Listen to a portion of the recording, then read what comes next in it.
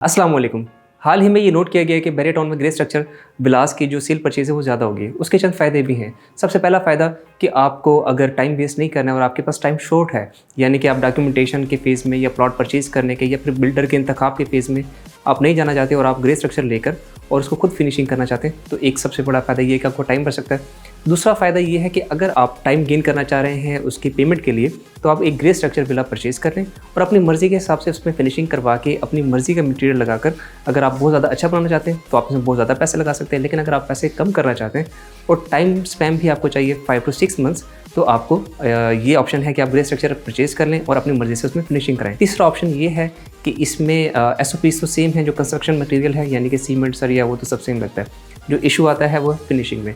तो आपके पास एक सुनहरी मौका आ जाता है कि आप अपनी मर्ज़ी की हर चीज़ उसमें लगा सकते हैं। टाइल से लेकर सैनिटरी की फिटिंग तक, कलर स्कीम से लेकर और लाइट्स तक, इवन कि हर चीज़ आपकी मर्ज़ी के मुताबिक होती है। तो ग्रे स्ट्रक्चर लेने के ये फ़ायदे हैं। ग्रे स्ट्रक्चर वो आप 125, 250 और 500 का भी परचेज़ कर सकते हैं।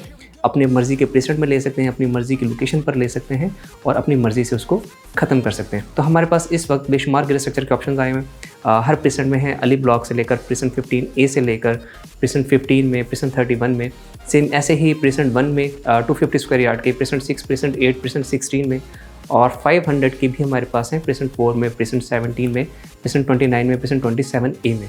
तो आपको कोई भी ग्रे स्ट्रक्चर प्लान चाहिए और इनमें से किसी भी प्लान पे आप जाना चाहते हो तो आप दिए गए नंबर पर प्राप्त कर सकते हैं। Thank you so much for watching. अल्लाह हाफिज़।